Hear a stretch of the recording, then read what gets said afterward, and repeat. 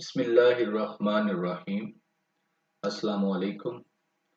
My name is Ali Raza and I welcome all of you to the platform of Pen Gravity PAS. Dawn editorial analysis हम कर रहे थे और आज है 12 अक्टूबर 2023। सो लेट्स स्टार्ट करते हैं जी। रिमाइंडर में दो चीज़ें हैं जी। पीडीएफ लिंक जो है डिस्क्रिप्शन के अंदर अवेलेबल है न्यूज़पेपर का और इस लेक्चर की स्लाइड्स का।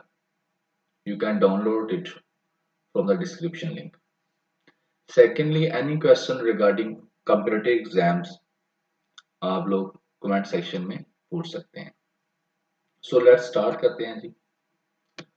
योगी आउटबर्स्ट,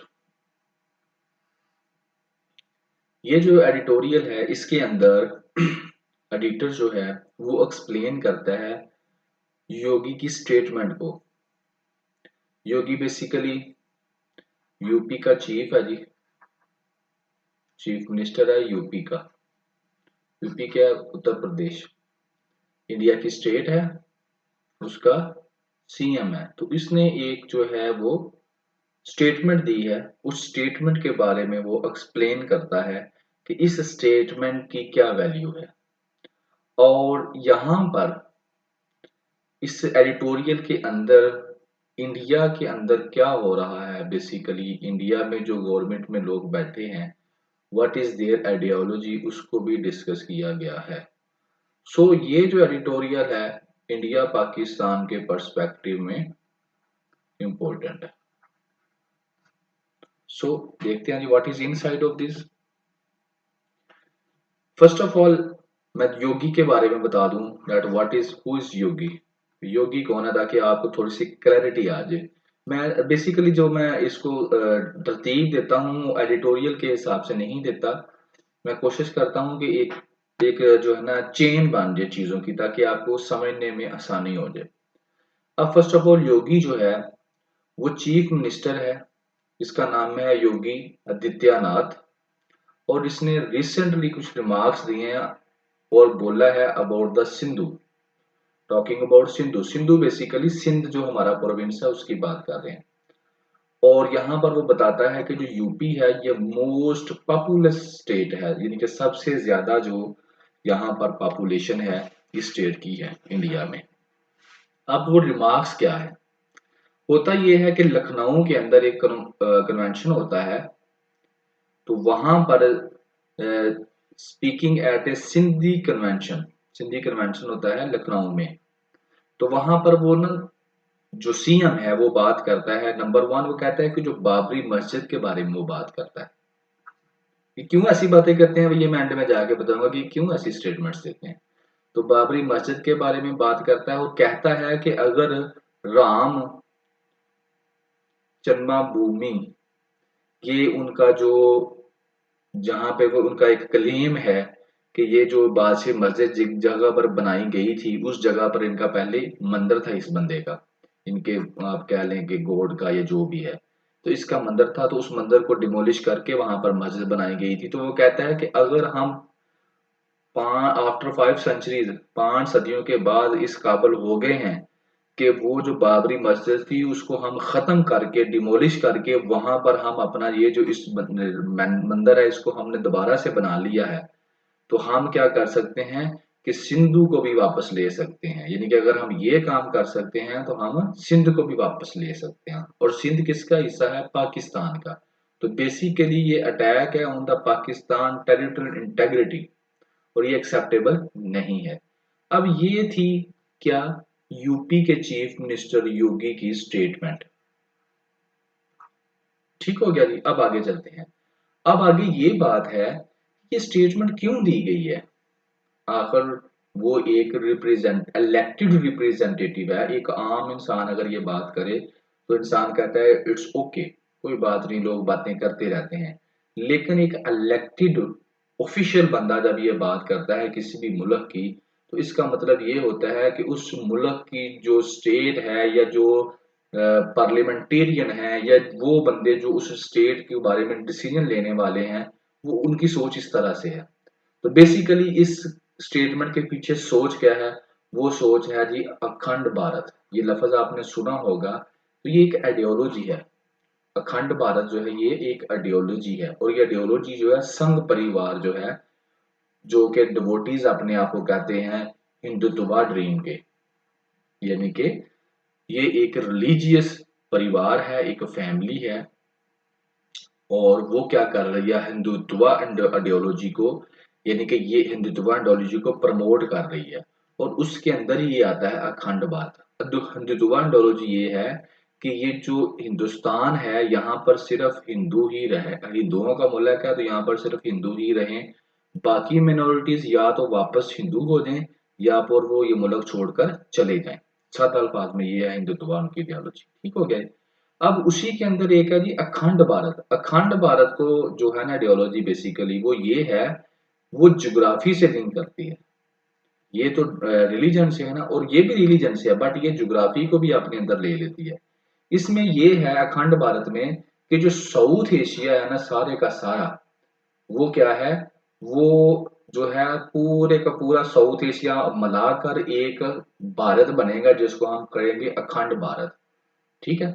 अब उसमें क्या है कि जो पामर प्लेटू है ना, पामर अफगानिस्तान की जो स्नो पीक्स हैं, बर्फानी चोटियां हैं, वहां से लेकर म्यांमार तक जो इलाका है, ये सारे का उनकी जो आइडियोलॉजी की बात कर रहा हूँ, किसकी, ये संघ परिवार ने जो आइडियोलॉजी दी है उसकी जो है हिंदुत्व में, वो कहते हैं कि हिंदुत्व का मतलब आपको बता रहा हूँ क्या है, कि हिंदुत्व का मतलब ये है कि ये वाला जो इलाका है, मैं पिक्चर से बताता हूँ आपको, यहाँ पर आपको नजर आ रहा है ये अफगानिस्तान है और ये पाकिस्तान है, ये इंडिया है, नेपाल है, भूटान है, बांग्लादेश है, म्यांमार है, श्रीलंका है, मालदीव्स है।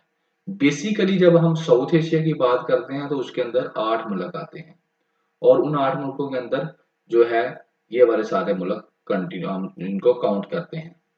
अब जो हिंदुत्व की जो आइडियोलॉजी है जिसमें से अखंड भारत की बात हो रही है, तो अखंड भारत का मतलब ये है कि सिर्फ इंडिया जो है वो भारत नहीं है, बल्कि यहाँ से लेकर इन चोटियों से जो यहाँ पर मौजूद है, ठीक है ना, इन चोटियों से लेकर ये सारा ये सारी यहाँ पर पहाड़ी हैं, ये वाला जो है, क्योंकि ये पहाड़ी डिवाइड करते हैं हम, ये सारा, और ये म्यांमार का भी कुछ इलाका, ये सारा डालकर,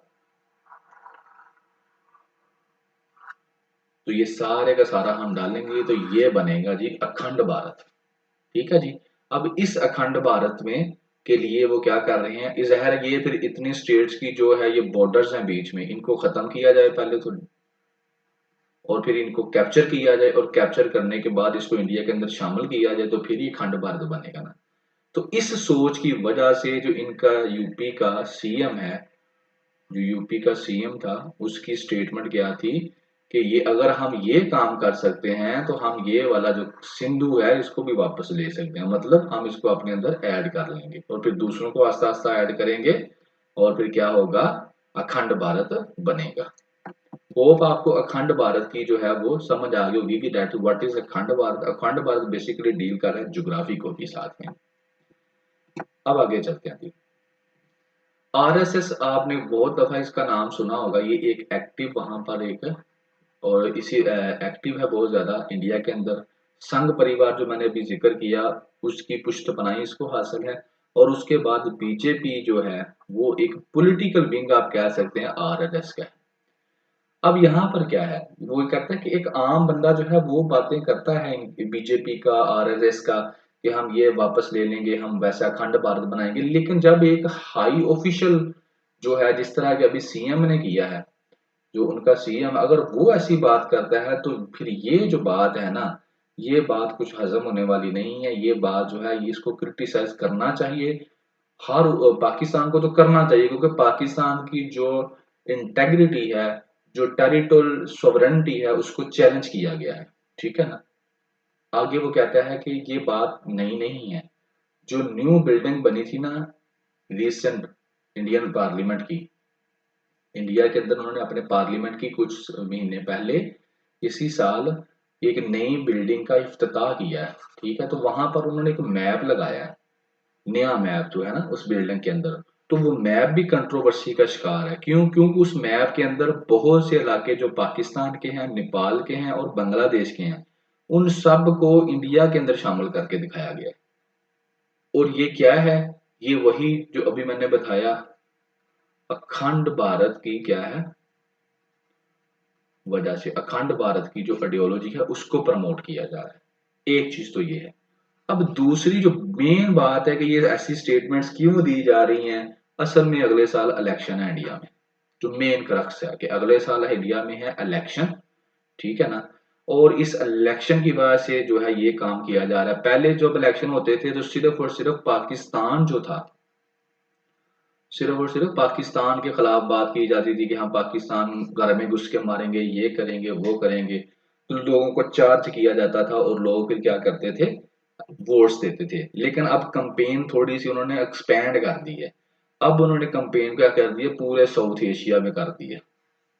तो पूरे का पूरा जो साउथ एशिया है ना, उसके ऊपर उन्होंने कह दिया है कि जनाब ये जो अखंड भारत हम लोग बनाएंगे, हमें आप इलेक्शन में यानी कि जितवाएं, कंपेन अब यही चल रही है। लेकिन वो कहता है एडिटोरियल वाला, that is a bad election campaign. यानी क्यों, क्योंकि questioning the territorial integrity of south Asia, Asia's independent state, independent state है पाकिस्तान, नेपाल, बांग्लादेश और बहुत सारी दूसरी भी। तो उनकी जो टेरिटरी है, जो उनकी जमीन है, उसको क्लेम करना ये गलत है। सिर्फ क्यों, क्योंकि आपने अपनी इलेक्शन कंपेन करनी है। तो ये बहुत ही गलत बात है। दूसरी तरफ ये कहता है कि ऐसे काम नहीं करने चाहिए, बल्कि क्या है, अगर आप चाहते हैं ना कि साउथ एशिया जो है वो नफरत से, हेट, वायलेंस एंड पॉवर्टी से आजाद हो जाए, तो और where prosperity and development are available to all in spirit of quality, तो फिर हमें क्या करना चाहिए पड़ेगा, ऐसे काम नहीं करने जैसे ये वाले काम है। अखंड भारत वाले जो आइडियाज है ना, ये हमें छोड़ने पड़ेंगे और हमें एक दूसरे की रिस्पेक्ट करनी पड़ेगी, एक दूसरे के साथ ट्रेड, एक दूसरे के साथ यानी कि कोऑपरेशन, जिस तरह यूरोपियन यूनियन में है, यूरोप में है, उस तरह से अगर हम लोग चलेंगे तो हम सारे का सारा रीजन जो है वो तरक्की करेंगे। लेकिन अगर हम इस तरह के कामों में पड़ेंगे ना, अखंड भारत के चक्करों में, एक दूसरे की टेरिटरी को कम हम करेंगे कि ये मेरी है, ये मेरी है, झूठे क्लेम करेंगे, तो उससे कुछ नहीं होगा। एक दूसरे के खिलाफ नफरत पैदा होगी, हेट पैदा होगी, कोऑपरेशन कम होगी और अल्टीमेटली पॉवर्टी बढ़ेगी। तो ये थी जी योगी आउटबर्स्ट। इसके अंदर उसने जो सारे का सारा डिस्कस किया है, अगर मैं इसको अब पेपर के पॉइंट ऑफ व्यू से लेके जाऊं, तो इसमें इंडिया पाकिस्तान रिलेशंस के ऊपर बात होती है जी। इंडिया के और पाकिस्तान के जो रिलेशंस हैं उनके ऊपर बात की जाती है। दूसरी तरफ जो है रिलेशंस की समझ लें आप अपडेट, या ये वाली कि किस तरह से जो है यहाँ पर आप आरएलएस, हिंदुत्व आइडियोलॉजी, अखंड भारत, ठीक है ना, ये क्या है जी, क्यों है। अब ये सारी चीजें क्या है, ह्यूमन राइट्स के ऊपर आप इनको लिंक कर सकते हैं। माइनॉरिटी राइट्स इंडिया के अंदर जो है उसकी वायलेशन हो रही है इस इन इन इस ऐसी आइडियोलॉजीज की वजह से। कोऑपरेशन जो है वो क्या है, साउथ एशिया के अंदर कम हो रही है इसकी वजह से कि दूसरे की टेरिटरी को क्लेम कर रहे हैं। उससे क्या है, ट्रेड कम हो रही है, ठीक है। उससे क्या है जी, पॉवर्टी बढ़ रही है। और सबसे बड़ी बात, फॉरेन एक्टर्स जो हैं उनको ऐसी आइडियोलॉजी से उनको हेल्प मिलती है, फॉरेन एक्टर्स को, और वो आपके मुल्क के अंदर या इस रीजन के अंदर इंटरफेयर करने का उनको मौका मिल जाता है। तो इसको आप इस तरह से काफी चीजों के अंदर लिंक आउट कर सकते हैं। आगे जो दो एडिटोरियल हैं, जैसे ये लास्ट कॉल है, अगर इसको मैं पेपर के पर्सपेक्टिव में कहूँ तो इसके अंदर कुछ खास नहीं है, कुछ स्पेशल नहीं है, बस थोड़ी सी एक दो बातें हैं वो मैं आपको डिस्कस कर दूंगा। बाकी एक स्टोरी है कि लास्ट वेकअप कॉल आप इसको कह सकते हैं, इसलिए मैंने इसको बाद में रखा जी। लास्ट कॉल में क्या है, वो वही बातें हैं। वो बताता है कि पाकिस्तान में policy, economic, social, medical, political persecution, यानी कि ये वो सारी चीजों के बारे में बात बताता है कि ये जो सारी चीजें हैं ना, पॉलिसी पाकिस्तान में, इकोनॉमिक सिचुएशन, सोशल, मीडिया और पॉलिटिक्स, ये सफर कर रही हैं, सफरिंग कंडीशंस में है, इनमें से कोई भी अच्छी हालत में नहीं है। तो अभी क्या है, कॉल फॉर अभी ये है कि हम एक दूसरे को माफ करें और कोऑपरेशन की तरफ आए। प्रेसिडेंट अरफ अलवी क्या उन्होंने कहा कि इलेक्शन इज द रेमेडी। ये जो ऊपर सारी मैंने प्रॉब्लम बताई हैं इनकी एक ही रेमेडी है, वो है इलेक्शंस। कौन से elections, free of controversy and fair for all parties. कि ऐसे कि जो कंट्रोवर्सी से पाक हों और सारी पॉलिटिकल पार्टीज उसको माने और इलेक्शंस हो जाएं और उसके रिजल्ट्स आ जाएं और गवर्नमेंट बैठ जाए, और ये फिर जितनी मैंने ऊपर चीजें मेंशन की हैं 1 2 3 4 5, इनका सोल्यूशन इसी में है। दूसरी तरफ बात आगे करते हैं एडिटोरियल की, जो स्टेट सैंक्शंस है ना, गवर्नमेंट की तरफ से जो पाबंदियां इस्तेमाल की जा रही हैं, coercive tactics to stay stability not perfect, कि नहीं कि गवर्नमेंट जिस तरह से जबरदस्ती, आपको अब नजर आ रहा है, ज्यादा एक्सप्लेन करने की क्या जरूरत है, कि अजीबो गरीब किस्म की पाबंदियां लगाई जा रही हैं बोलने के ऊपर, इंडिपेंडेंट फ्रीडम ऑफ स्पीच नहीं है, जो बोल रहे हैं उनको पकड़ के ले जाते हैं। तो इससे क्या हो रहा है कि ये जो स्टेबिलिटी जो है ना वो रिस्टोर नहीं हो रही, खराब हो रही है, और हमें नजर भी आ रहा है इस चीज को। तो वो कहता है in present situation holding N elections whose fairness is widely doubted will further। अब वो कहता है कि अगर इस सूरत हाल के अंदर ऐसे इलेक्शन करवाए जाएं जो कि फेयर ही ना हो, तो फिर उससे क्या होगा, ये सोशो पॉलिटिकल जो डिसऑर्डर है ये और ज्यादा बढ़ेगा, और ज्यादा हम तबाही की तरफ जाएंगे। तो बेसिकली हमें चाहिए कि हम इलेक्शन ऐसे करवाएं। पाथ फॉरवर्ड के अंदर वो कहता है कि हमें सब होना क्या चाहिए, सारी पॉलिटिकल पार्टीज को क्या होना चाहिए, एंटायरली आप ये अब कहता है कि एक तो इलेक्शन जो है वो करवाए जाए साफ सुथरे फेयर, और दूसरा वो कहता है कि अब ये पॉलिटिकल जुडिशियल मिलिट्री और सिविल सोसाइटी की जो लीडरशिप है ना, अब सारे का सारा बर्डन उसके ऊपर है कि वो अब पाकिस्तान को सही डायरेक्शन में लेके जाते हैं या नहीं। कैसे लेके जाएंगे, इलेक्शंस के थ्रू। अगर वो फ्री एंड फेयर इलेक्शन करवा देते हैं तो पाकिस्तान जाएगा बेहतरी की तरफ, अदरवाइज जो सोशो पॉलिटिकल प्रॉब्लम्स हैं वो बढ़ जाएंगी। और अब ये किसके ऊपर है, पॉलिटिकल जुडिशियल मिलिट्री और सिविल सोसाइटी की लीडरशिप के ऊपर है। आगे वो कहता है जब the leaders of different political parties जो है उनको इकट्ठा बैठना चाहिए और लेवल प्लेइंग फील्ड जो है उसके ऊपर काम करना चाहिए। फिर वही बात कि जो पॉलिटिकल पार्टीज के लीडर हैं उनको एक दूसरे को माफ करना चाहिए, कोऑपरेशन करके अब वो सारे के सारे क्या करें, बैठें और एक अच्छा सा लाहे अमल तैयार करें, और उसके बाद इलेक्शन करवाएं, और फिर जो जीत जाता है इलेक्शंस में उसको गवर्नमेंट दें, और ताकि वो गवर्नमेंट में सेंटर में बैठने दें, ताकि वो बैठे और काम करे और पाकिस्तान को इन मुश्किल हालात से बाहर निकाले। लेकिन अगर हम जो है इलेक्शन सही नहीं करवाएंगे तो फिर जो है ये और ज्यादा तबाही होगी। ये था जी लास्ट कॉल के अंदर।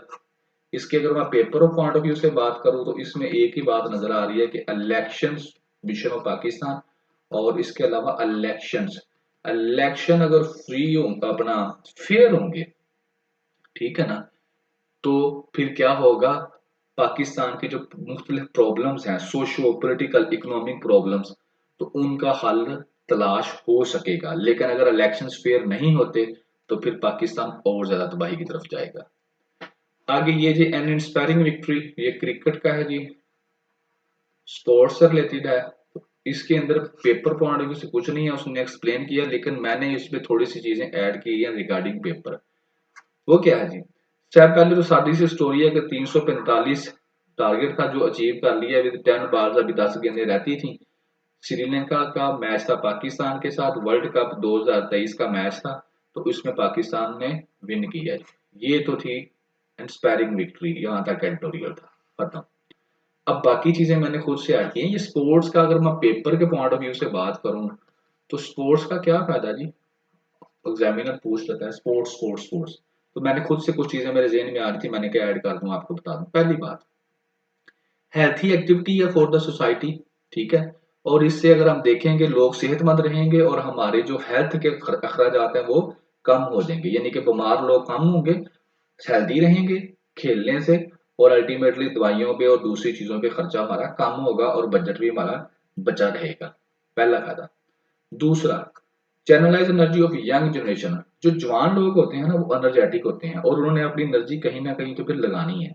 तो जब अगर आप उनकी एनर्जी को चैनलाइज कर देंगे ना, यानी कि सीधे रास्ते पे लगा देंगे, उनको स्पोर्ट्स की तरफ लगाएंगे साथ में, तो वो जो अपना जोर है ना, जो जोर है शोर है, वो स्पोर्ट्स की गेम के अंदर लगाएंगे, तो फिर वो अनहेल्दी एक्टिविटीज से क्या हो जाएंगे, बच जाएंगे। लेकिन अगर हम उनको स्पोर्ट्स की तरफ नहीं लेके जाएंगे ना, तो उनका जो फ्री टाइम होगा ना, तो फिर ज़ाहिर है यंग है, कहते हैं यंग ब्लड होता है फिर, तो वो उन्होंने कुछ ना कुछ तो फिर करना ही है ना अपने बाकी टाइम में, तो वो फिर कुछ ना कुछ क्या होगा, अनहेल्दी होगा।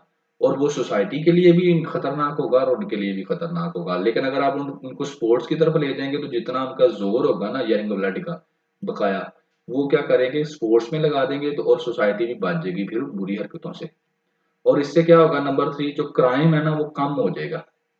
ठीक है, एनर्जी आपने चैनलाइज कर दी अच्छे तरीके से, तो क्राइम जो है वो कम हो जाएगा।